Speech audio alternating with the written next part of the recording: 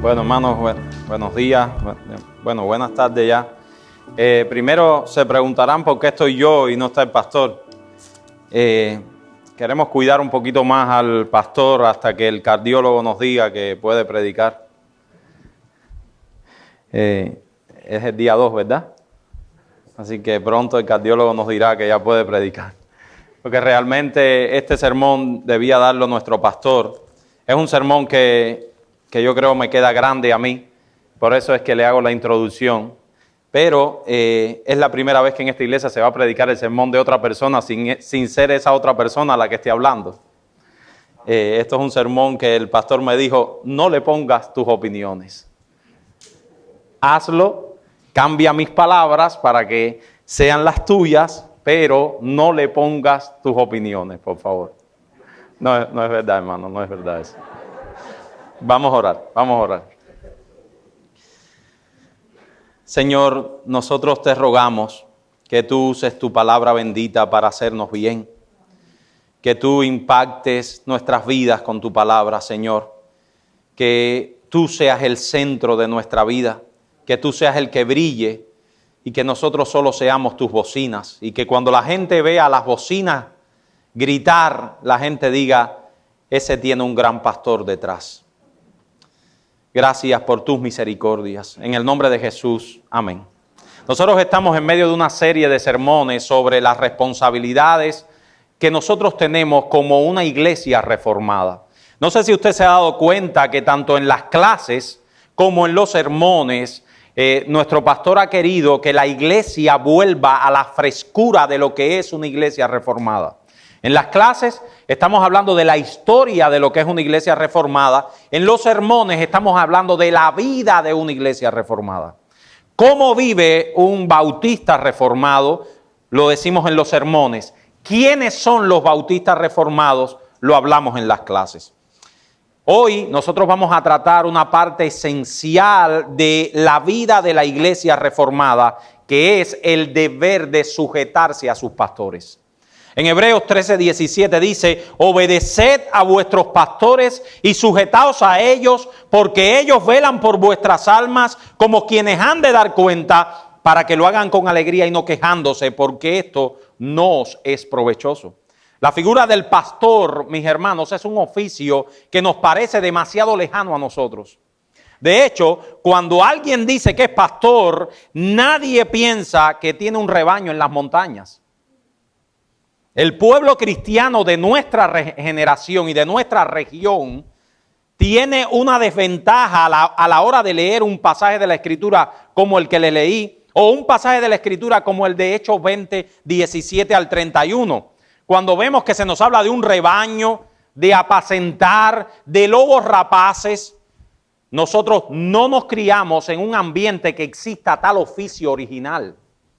No conocemos todo lo que está implicado en el uso de la figura bíblica para hablar de pastor. Sin embargo, como gran parte del Nuevo Testamento fue escrito para un pueblo que sí vivía en esa situación, la terminología es frecuente porque para ellos era muy conocida. Sin tener claridad en qué consiste o en qué consistía el oficio del pastor de ovejas en las montañas, no podremos, mis hermanos, tener claridad de lo que es un pastor de una iglesia. Porque la Biblia, y en especial el Nuevo Testamento, cada vez que habla de pastores de iglesias, está pensando en los pastores de las montañas con ovejas. Los pastores del antiguo Israel, y ahora yo les cuento cómo era más o menos la vida de un pastor en el antiguo Israel. Los pastores del antiguo Israel cuidaban principalmente ovejas de cola ancha. Esa era una variedad siria de ovejas que se caracterizaba por tener una lana densa y una gran cola formada principalmente por grasa. Los machos eran los únicos que tenían cuernos, pero las hembras no. Las ovejas eran animales dóciles o son animales dóciles que estaban completamente indefensas ante su entorno y sus enemigos. Al trepar por las rocosas laderas o pastar entre los arbustos, era fácil, era la tarea de todos los días del pastor desenredar ovejas de las espinas y de los matorrales. El pastor se enfrentaba a la constante y difícil tarea de enseñar a las ovejas a que obedecieran sus órdenes. Aún así, los pastores amorosos las trataban con ternura, hasta les ponían nombres que ellas mismas podían reconocer cuando él las llamaba. En primavera, por ejemplo, el pastor sacaba el rebaño del redil. El rebaño es el grupo de ovejas. El redil es donde ellas estaban apacentadas todos los días, y las llevaba a los suculentos y frescos pastos de los alrededores del pueblo, porque había que aprovechar la primavera para que las ovejas se alimentaran bien. En esa estación era cuando las ovejas tenían a sus corderitos, nacían los corderitos, y eso multiplicaba algo que también es una palabra muy de pastor, el hato de las ovejas. Y puesto que ya había pasado el invierno, los pastores aprovechaban para una tarea muy típica de los pastores, que se llama esquilar a sus ovejas. Esquilar a las ovejas es la labor de quitarle la lana a la oveja. Labor, mis hermanos, que era imprescindible tanto para el pastor como para la propia oveja. El pastor podía utilizar esa lana para hacer múltiples cosas, ropas, sogas, etcétera. Pero además de eso, esa labor era imprescindible también para la oveja. Vamos a ponerlo así. Yo se lo decía a mi esposa anoche. Vamos a pensar que una oveja era muy astuta, que nunca lo fue, pero vamos a pensar. O sea, esa oveja podía vivir sin el pastor. Ella podía buscar sus pastos. De alguna manera se escondía en una cueva y los lobos rapaces no la capturaban. Bueno, mis hermanos, aún así esa oveja necesitaba de un pastor. ¿Ustedes saben por qué? Porque si la oveja no era esquilada al menos una vez al año, se le quitaba la lana. Búsquelo en YouTube para que vean las ovejas sin esquilar. Las ovejas se asfixian. Se asfixian. Son el único animal que necesita imprescindiblemente de la mano del hombre para poder seguir viviendo. Se asfixian las ovejas. Así que esta tarea era una tarea imprescindible. Las ovejas fueron como creadas por Dios para vivir en un rebaño cerca de un pastor. Tras la cosecha, el pastor llevaba a sus ovejas a comer los brotes nuevos y los granos que habían quedado en los campos. Con la llegada del calor del verano, buscaba pastos en terrenos más elevados y frescos, llevaba el rebaño a pastar las lomas verdes y por las noches vigilaba los rediles que estaban descubiertos. Algunas noches reunía a sus animales en una cueva para protegerlos de los chacales y las hienas, que son sus principales enemigos. Si el aullido de una hiena espantaba al rebaño, porque las ovejas son animales tremendamente susceptibles a todos los ruidos, el pastor tenía un instrumento que era una flauta que tranquilizaba un poco el rebaño. Al ponerse el sol, contaba a sus ovejas y las examinaba a cada una cada mañana. Por la mañana las llamaba y ellas las salían hacia los pastos. Al mediodía las abrevaba en charcas de agua fresca. Y si las charcas se secaban, él mismo tenía pozos cerca de su casa donde sacaba el agua y les daba de beber. Hacia el final de la estación seca era común que los pastores trasladaran a su rebaño a valles y a llanuras cerca de la costa. Cuando comenzaban las frías lluvias, regresaban con ellos a casa para que pasaran el invierno resguardadas porque morían fácilmente. Las fuertes lluvias, los granizos, las nevadas eran una seria amenaza para los rebaños. Así que los pastores no los sacaban a campo abierto hasta la primavera, porque las ovejas son muy sensibles. Ahora, ¿qué incluía el equipo del pastor? ¿Cuál era su equipo? Bueno, el pastor tenía un zurrón, que es una bolsa de cuero para llevar pan, aceitunas, frutas frescas, queso y otros alimentos para poder sostenerse durante el tiempo del pastoreo. En segundo lugar, el pastor tenía una vara, que era un garrote de alrededor de 3 pies de largo, que llevaba incrustados fragmentos de roca de pizarra, un tipo de roca específica, y se usaba como armas. También el pastor tenía en su cintura un cuchillo. Además tenía el famoso cayado.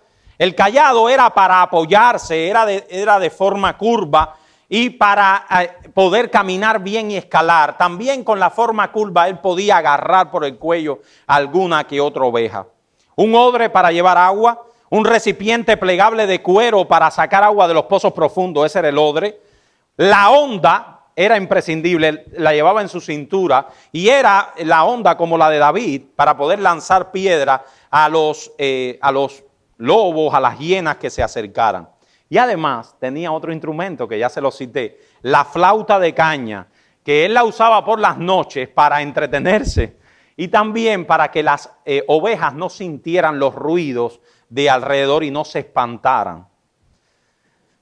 Bueno, mis hermanos, yo le podría hablar más de lo que es un pastor, no porque tenga experiencia ninguna, porque está el internet. Pero esa es la imagen, más o menos, que tiene la Biblia de lo que es un pastor de ovejas. Y es la imagen que ha trasladado a los líderes de la iglesia. O sea, aquellos que lideran la iglesia son llamados pastores. Y los miembros de la iglesia son llamados ovejas. El conjunto de la iglesia es llamado rebaño. Así que, mis hermanos, estamos en algo muy similar a los tiempos bíblicos. Todo pastor es un supervisor del rebaño.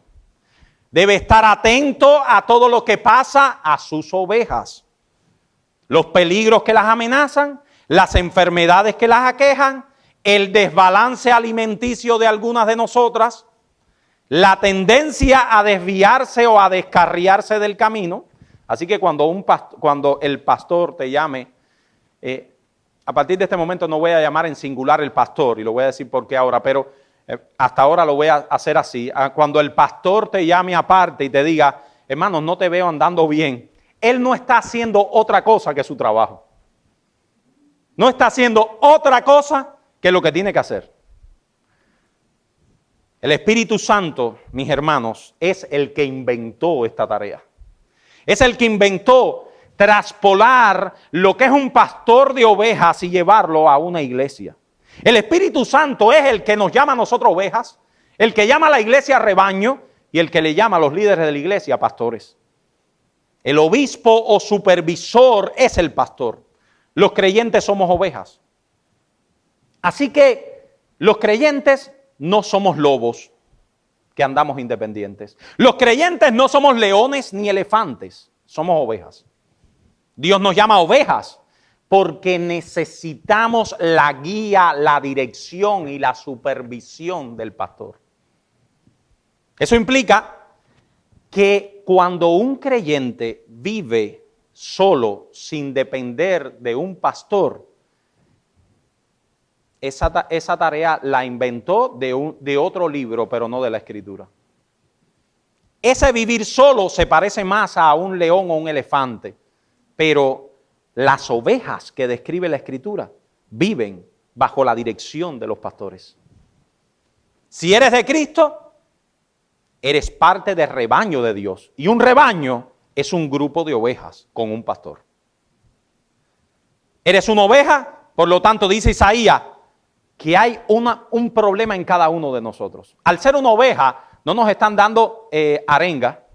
Cuando Dios nos llama ovejas, no nos está diciendo, ay, qué lindas se ven. No, nos están más bien recordándonos nuestros defectos. No sé si ustedes se dieron cuenta en qué es una oveja, ¿verdad? Yo creo que a nadie se nos ocurriría de manera natural compararnos con una oveja. Eso solo es una ocurrencia de Dios para describir verdaderamente quiénes somos nosotros. Dice Isaías que como eres oveja, tu tendencia es a descarriarte como ovejas, cada cual se apartó por sus caminos. O sea, la tendencia natural de la oveja es a descarriarse. Dice Primera de Pedro 2:25 que vosotros erais como ovejas descarriadas, pero ahora habéis vuelto al pastor y obispo de vuestras almas. Cristo mismo decía que el que no cree no es de sus ovejas, pero que sus ovejas oyen su voz y le siguen. Por tanto, todos somos ovejas y debemos compararnos como ovejas. Eso implica, en primer lugar, que todos estamos llamados a seguir la voz del gran pastor de las ovejas. En 1 de Pedro 2:25 dice porque vosotros erais como ovejas descarriadas, ya lo cité, pero habéis vuelto ahora al pastor y obispo de vuestras almas. Y en segundo lugar, someternos al gobierno de los pastores que Él ha comisionado por la cabeza de la iglesia para nuestro cuidado. Hermano, esas son las dos principales cosas que implica ser una oveja. Primero, que tenemos a Cristo como nuestro pastor. Y segundo, que Cristo mismo, porque Él quiso, porque fue su invento, porque fue su manera de ver las cosas, porque Él en su soberana voluntad quiso así, Él designó ovejas que fueran pastores. ¿Entienden esa aplicación? Por lo tanto, toda oveja tiene a Cristo como su gran pastor, pero también tiene pastores que han sido comisionados por Cristo. Mira, eso lo dice Hebreos 13:17, eso no es un invento mío. Dice, obedeced a vuestros pastores y sujetaos a ellos, porque ellos velan por vuestras almas, como quienes han de dar cuenta. Dios nos ha colocado en su iglesia y particularmente en esta iglesia. Y Dios ha llamado en esta iglesia pastores a ministrar y servir como líderes. Esos pastores darán cuenta por nosotros. Hermano, eso es increíble. Y de ahora en adelante, cada vez que cite el término pastor, lo voy a citar en plural. ¿Por qué? No porque tenga nada en contra de nuestro pastor, sino porque es la clara enseñanza de la Escritura. El término pastor es un término plural en la mayoría de las veces de la Biblia. Por lo tanto, los rebaños tienen pastores. Ahora, esos pastores van a ser llamados ante el tribunal de Dios a rendir cuenta por nosotros. Ustedes saben eso, mis hermanos. Los pastores, Dios los va a llamar a rendir cuenta de qué hicieron con las ovejas que estaban bajo su cuidado.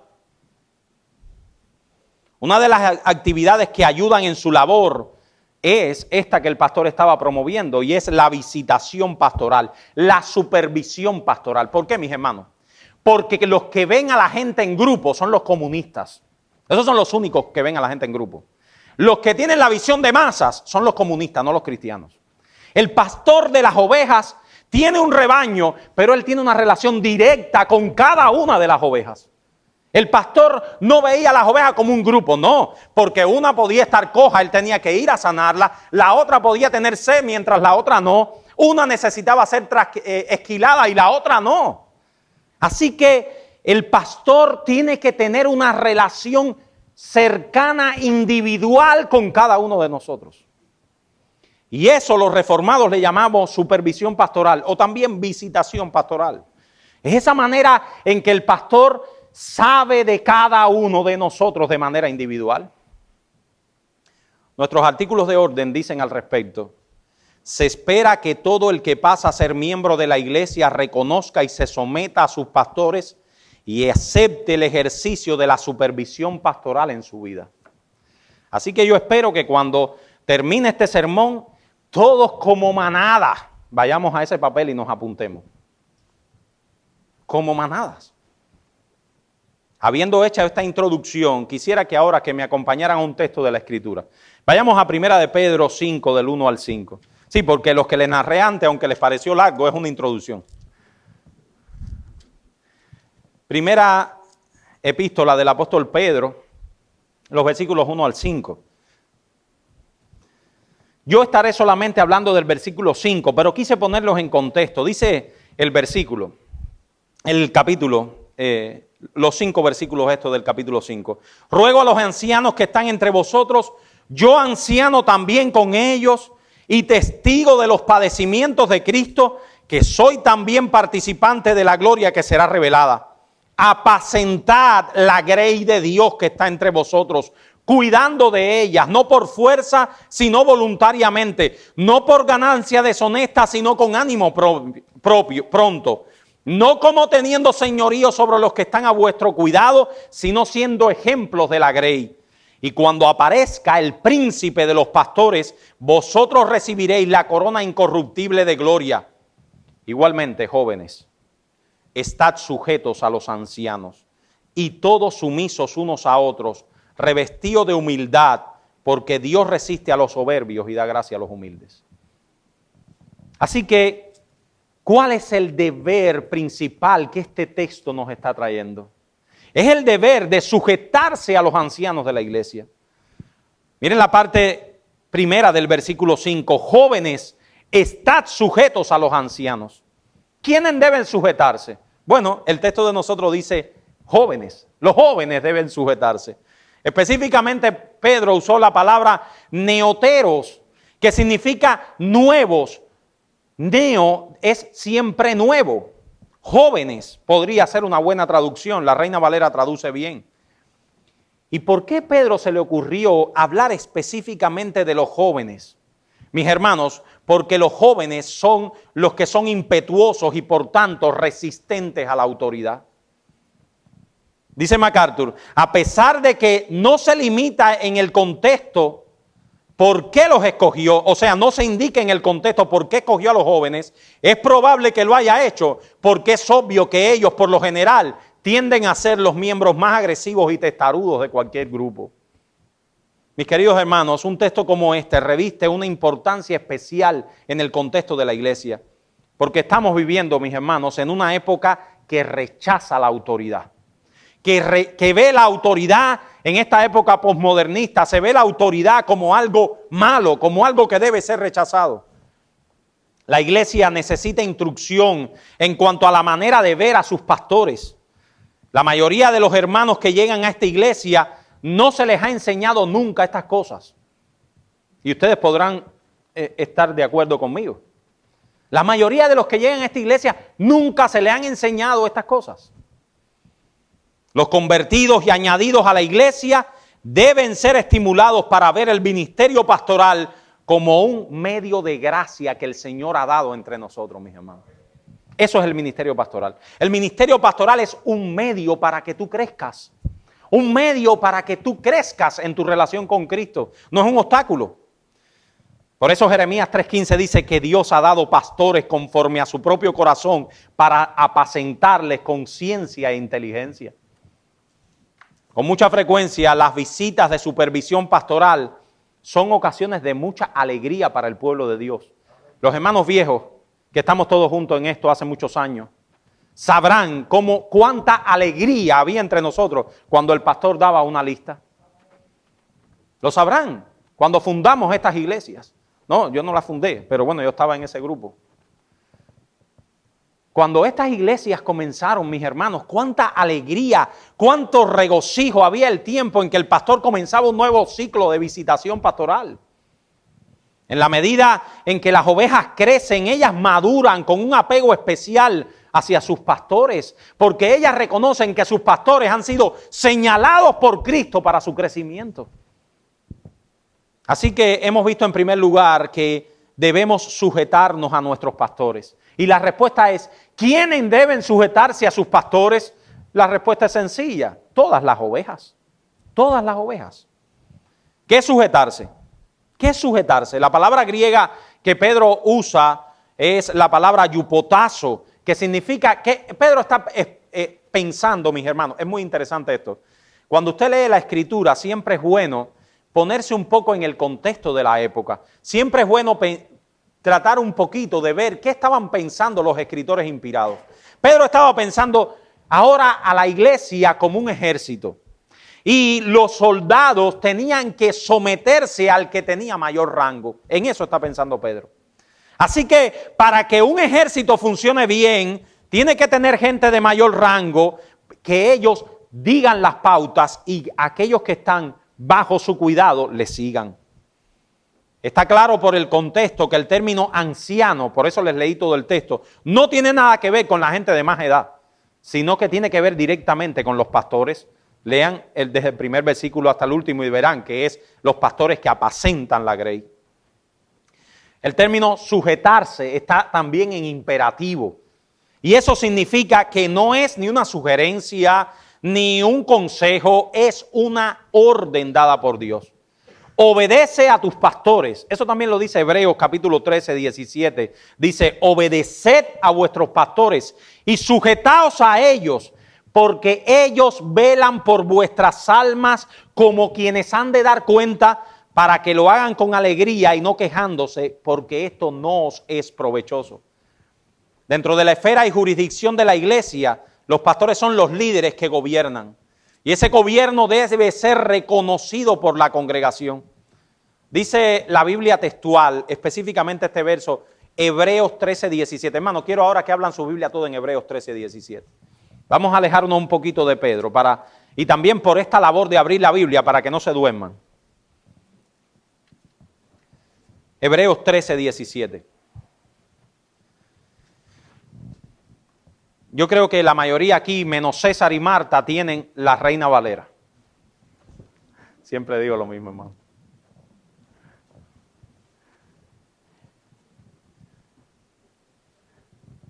La Reina Valera traduce, como les dije en el primer texto, la Biblia textual, que es una Biblia que es una Reina Valera que trata de ir a los textos originales. Traduce Hebreos 13, 17. Miren cómo lo dice. Ustedes sigan la Reina Valera, yo leo la Biblia textual.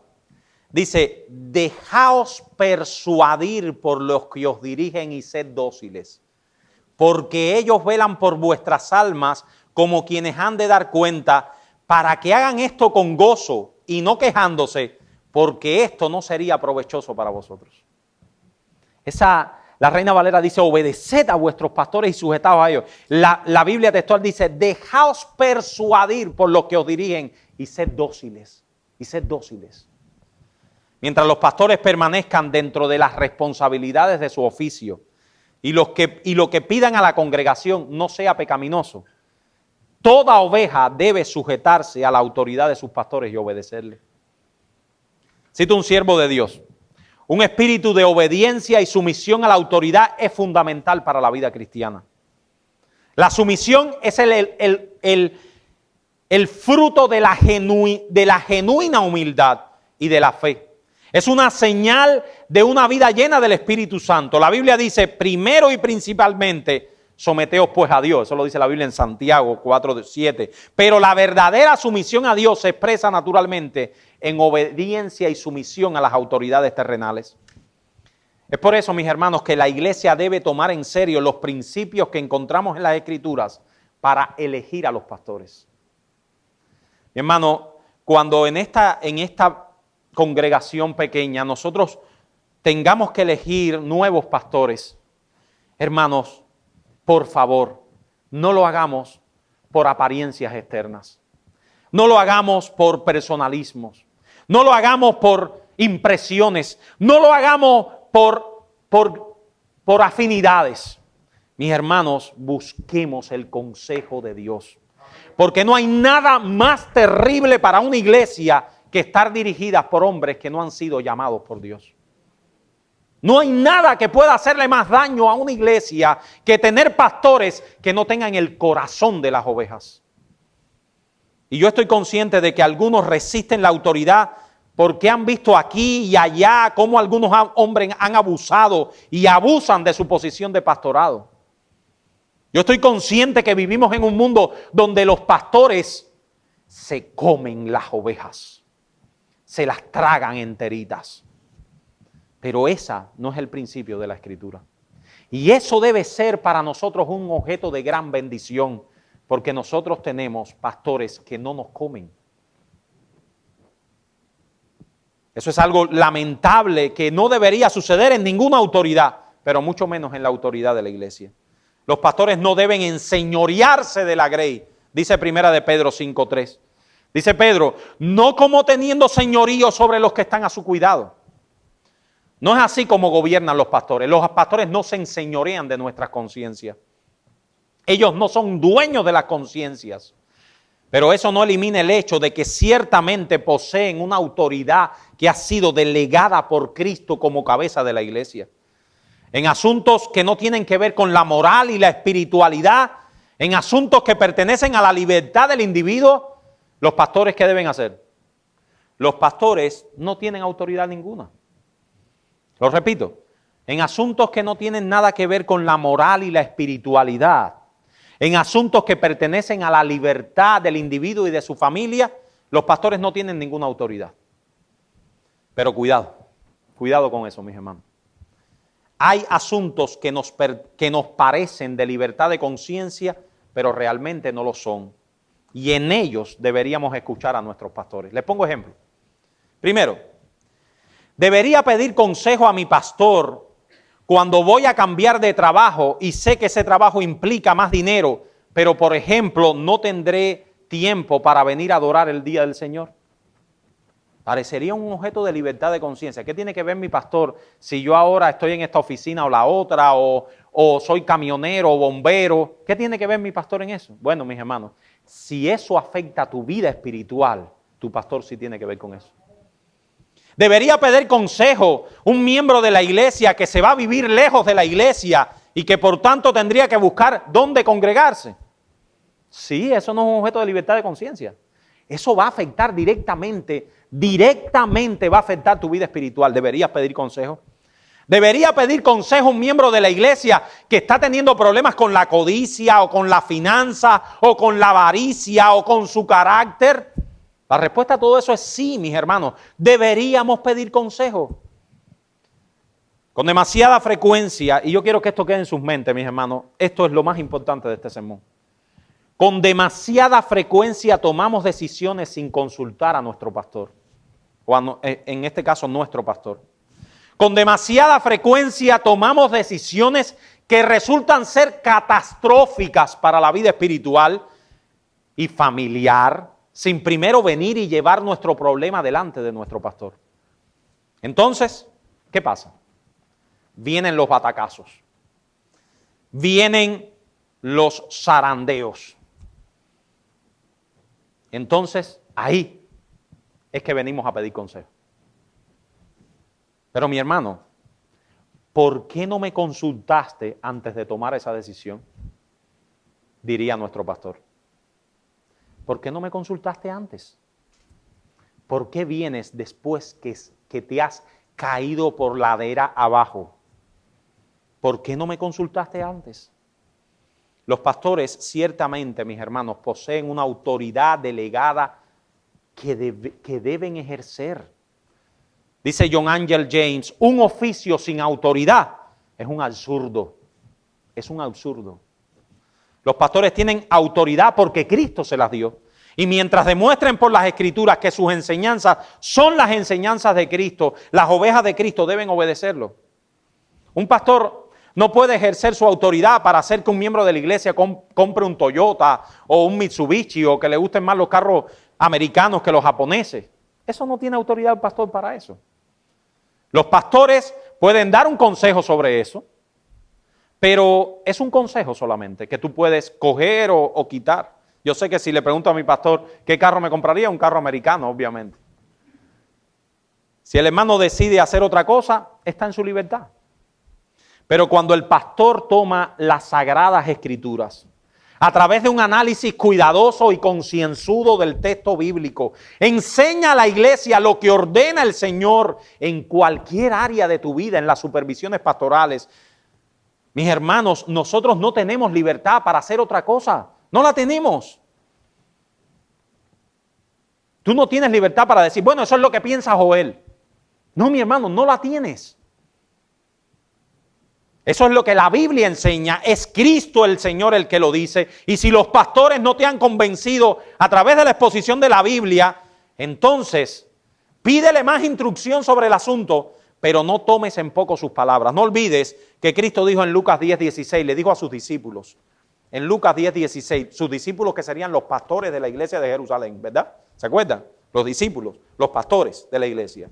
Le dijo, el que a vosotros oye, a mí me oye. Y el que a vosotros desecha, a mí me desecha.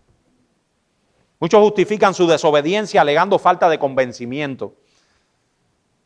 Y eso es muy frecuente, mis hermanos, muy frecuente. Yo he oído eso algunas veces porque he vivido cerca del contexto pastoral. Nunca he sido pastor, pero he vivido cerca. Y muchas veces, muchos hermanos llegan y te dicen que erraron en tal asunto porque no tenían conocimiento. Mi hermano, pide consejo. Pide consejo. Pídele consejo a tu pastor. No tomes decisiones en las cuales no estás claro. No estás claro cuál es la voluntad de Dios. ¿Y tú sabes por qué nosotros tomamos decisiones sin pedir consejo? ¿Tú sabes cuál es la razón? Bueno, registremos un poquito el corazón. Porque queremos hacer lo que nos da la gana, mis hermanos. La razón por la que no pedimos consejo, no, yo no voy a llamar a Joel porque yo sé lo que me va a decir Joel, es porque queremos seguir la voz de nuestro corazón. Aquellos hermanos que aman la verdad considerarán seriamente las enseñanzas de las Escrituras, aun cuando el pecado remanente en ellos todo el tiempo nos ponga resistencia a obedecer la voluntad de Dios. Pero por eso es que es tan importante que los pastores estudien cuidadosamente el texto bíblico. Mis hermanos, tú sabes una cosa, un pastor que no dedica tiempo a estudiar la Escritura es un haragán y no debería ser pastor de la iglesia. Esos que vemos por ahí, hombres que no se dedican a estudiar concienzudamente la palabra, no deberían ser pastores de la iglesia, porque los pastores de la iglesia nunca dan sus opiniones, dan las opiniones de Dios. Es un deber y responsabilidad de los miembros estar ahí cuando se predica la palabra, poner toda su atención cuando el pastor da un consejo, porque ese pastor vive en dependencia del Espíritu de Dios. Y lo mismo cuando los pastores ejercen su autoridad para ordenar los asuntos de la iglesia. Mi hermano, en esto hemos pecado todos los que estamos aquí, yo incluido, todos. No hay ningún texto bíblico que diga que los cultos deben empezar a las 11:15 de la mañana. Tampoco hay ningún texto bíblico que diga que la escuela dominical es a las 10. Pero eso lo ha trazado el pastor conforme a su cargo de dirigir la iglesia y otros aspectos de la vida de la iglesia. Cuando un miembro llega tarde a los cultos, no solo está mostrando irreverencia hacia el Señor, está mostrando también desobediencia hacia su pastor. Amados hermanos, el rebelarse contra la autoridad es característica del diablo. ¿Saben eso? Eso es una característica del diablo. Es la característica más importante del diablo. El diablo se rebela contra la autoridad. No es de Dios. Aún en la Trinidad hay un orden. Ustedes saben eso, ¿verdad? Aún en la Trinidad hay un orden. Pero aún Cristo mismo, siendo Dios, se humilló y se puso bajo las órdenes de padres terrenales, pecadores. Él siendo santo y sin mancha, santo y sin mancha, se puso bajo la autoridad de sus padres. Padres terrenales, María, José. Si eres un cristiano, muestra tu cristianismo sometiéndote a las autoridades que Dios ha puesto en tu hogar, en tu nación, en tu trabajo, en tu iglesia. Dios no toma en poco cuando los hombres desprecian la autoridad de aquellos que Él ha investido de autoridad. Dice Romanos 13, 1 al 2. Sométase toda persona a las autoridades superiores, porque no hay autoridad sino de parte de Dios, y las que hay por Dios han sido establecidas, de modo que quien se opone a la autoridad, a lo establecido por Dios resiste, y los que resisten acarrean condenación para sí mismos. La iglesia la razón por la que la iglesia debe someterse y obedecer a sus pastores es doble. Por un lado, ellos han sido puestos por Dios para el bien de tu alma. Y por otro, ellos darán cuentas al Señor por la labor que realizaron. A mí realmente, déjeme decirte que esto es lo que más me da escalofríos de la labor pastoral. Yo creo que Joel no debe dormir con esto.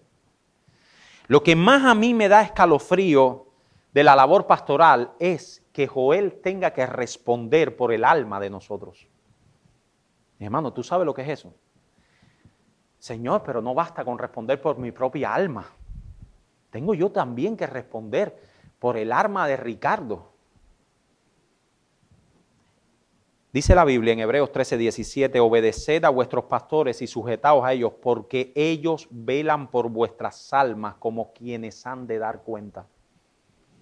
El pastor vela por las almas de la congregación, sabiendo que en el final tendrá que dar cuenta por las almas que Dios puso bajo su cuidado.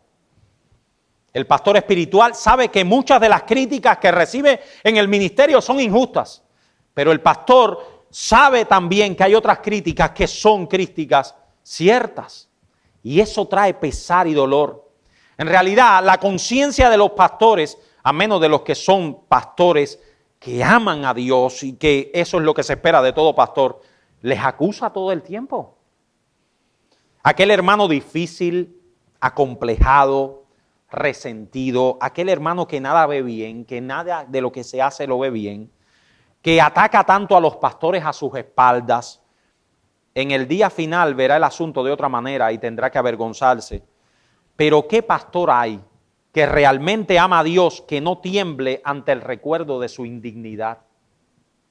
Al pensar que habrá que dar cuentas a Dios en aquel día, siempre al pastor le cabe la posibilidad de que pudo haberse esforzado más y mejor. Eso atormenta su conciencia. Pienso que los pastores deben tener muchas cargas en su conciencia.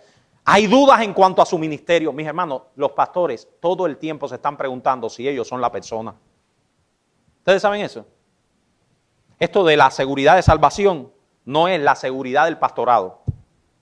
Los pastores todo el tiempo se están preguntando, Señor, ¿por qué a mí? Eso fue lo que Moisés se preguntaba todo el tiempo también. Hay dudas si ha actuado bien con cierto hermano, si ha dicho lo que debía, o si ha hablado demasiado, o si ha hablado poco.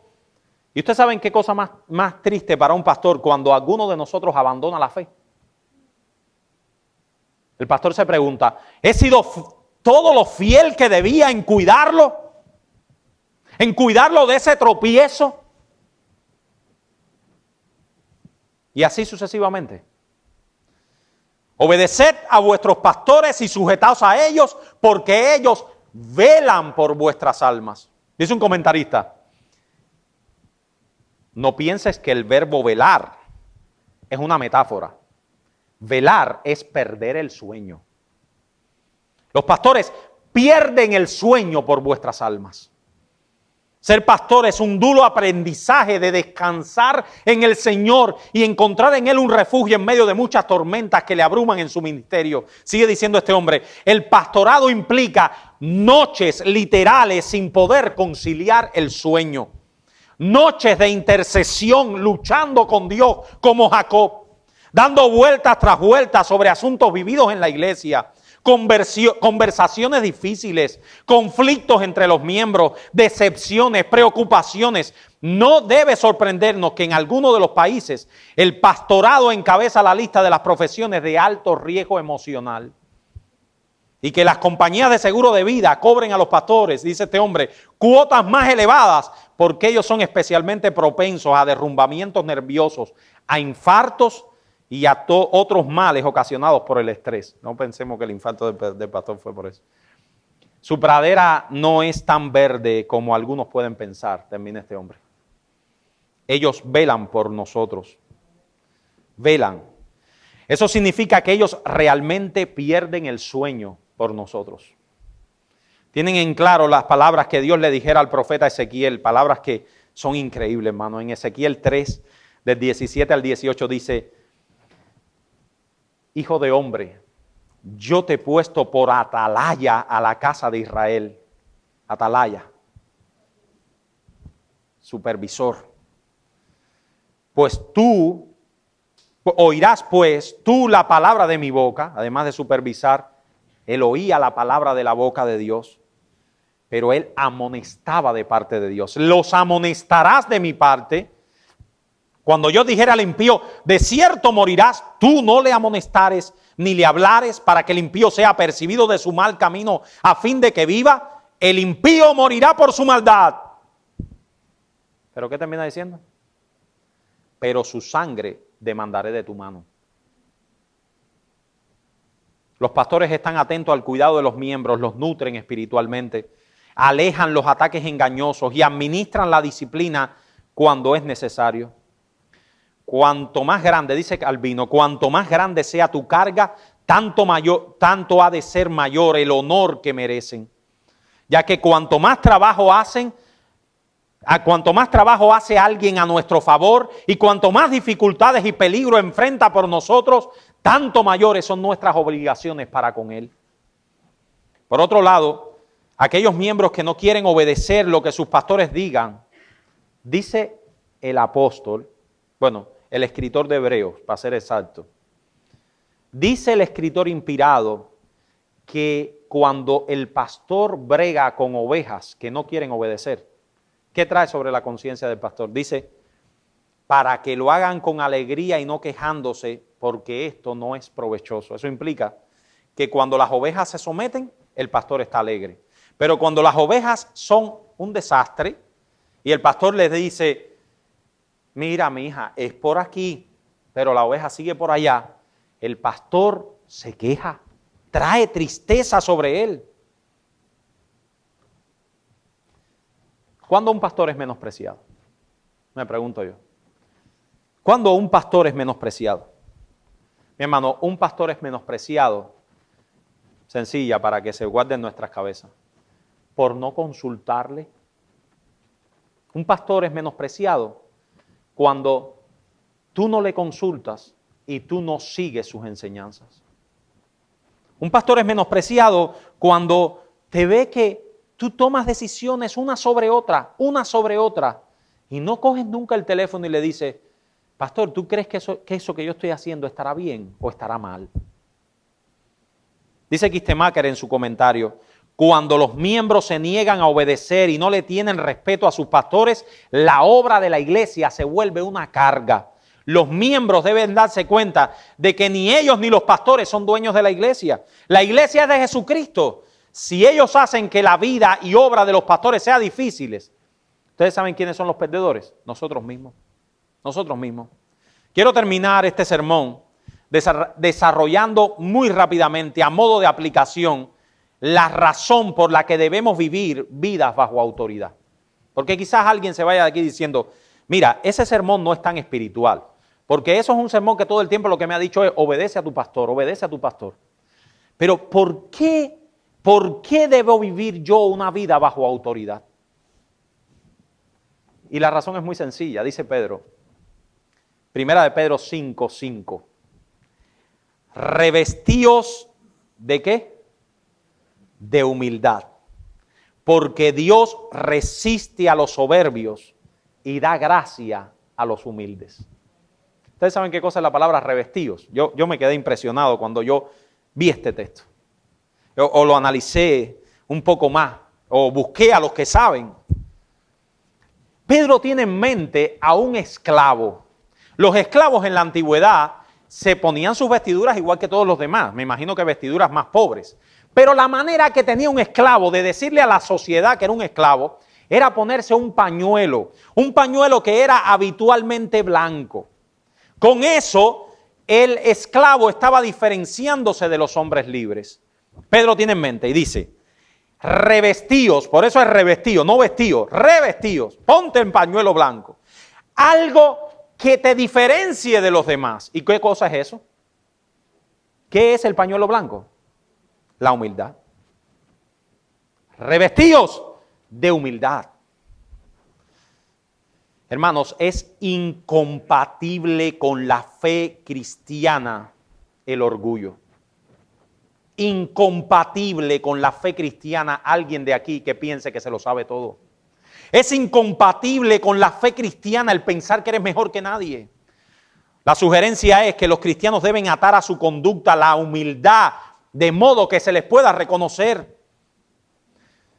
¿Qué es la humildad? Jesús invita a sus seguidores a aprender de él la humildad. Jesús dice, soy manso y humilde de corazón, por lo tanto vengan a mí. Carguen mi carga. Vengan ustedes los cansados y aprendan de Jesús, que Él es humilde y manso de corazón. La humildad se manifiesta, en primer lugar, en Filipenses 2:3, cuando tú consideras a los otros mayores que tú. Miren este concepto bíblico. Esto parece una locura. ¿Qué es la humildad? Filipenses 2:3, cuando tú consideras a los demás superiores a ti mismo. Hermano, de verdad, eso nos trae una amonestación tremenda sobre nosotros. La humildad, dice Filipenses, dice Pablo, es considerar a los demás superiores a ti mismo. La humildad es una de las virtudes cristianas en Colosenses 3:12, junto con la compasión, la amabilidad, la bondad, la paciencia. La humildad implica siempre que no soy suficiente en mí mismo. Implica el saber que yo por mí, mi hermano, despierta en este momento, yo por mí no tomo buenas decisiones. Escucha, eso es humildad. La humildad es saber que cada vez que tú tomas una decisión no es buena, que hay un riesgo enorme en tus decisiones. Yo necesito del consejo de otros. Implica que no debo vivir en soledad, necesito de mis hermanos. Implica que yo soy débil, que yo soy necio, que yo soy insuficiente, que mi corazón es engañoso. Y para tratar con todo eso, Dios ha puesto pastores en el rebaño. Dios se opone a los orgullosos y da gracia a los humildes. El creyente debe saber que Dios ha provisto para él todo lo que necesita. Por lo tanto, el pensamiento del creyente no es, mira lo que he logrado en la vida. Mi hermano, cuando un creyente dice, mira lo que yo he logrado, ese creyente deja de ser creyente en ese momento. Porque le está robando el crédito a Dios. Todo lo que tú has logrado es Dios obrando a través de ti.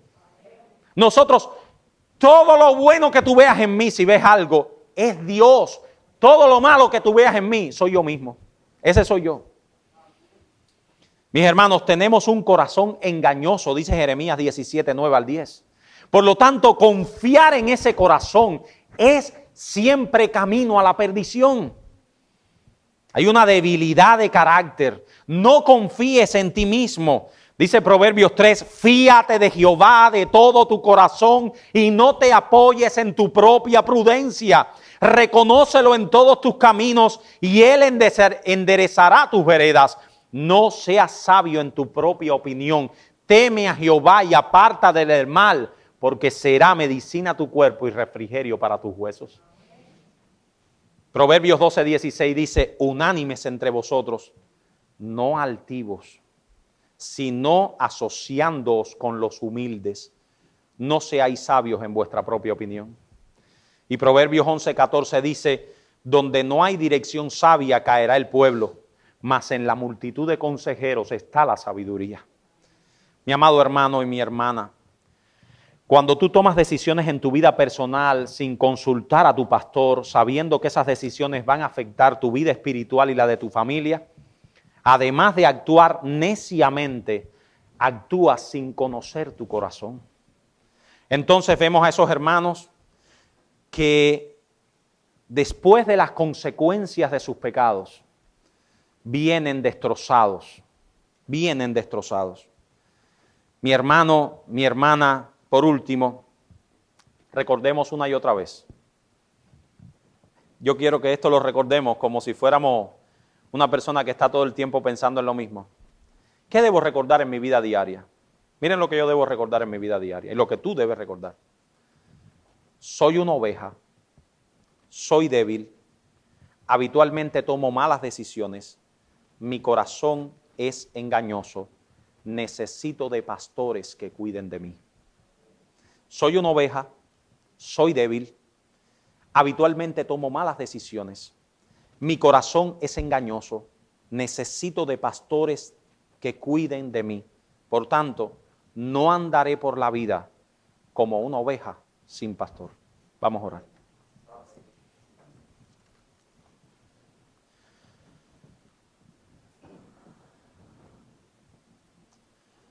Señor, nosotros te damos gracias por tu bendita palabra.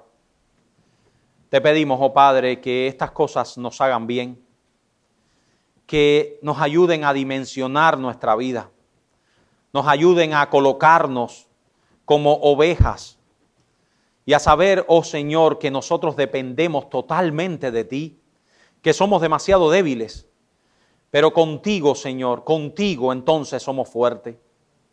Padre Santo, bendice la labor del ministerio pastoral de esta iglesia. Que nosotros podamos poner esa labor en una labor como la que es, la honra y la gloria de Cristo y un medio de gracia para nosotros. Padre, ayuda a la iglesia a vivir como la iglesia de los primeros tiempos. En el nombre y por los méritos de Cristo. Amén.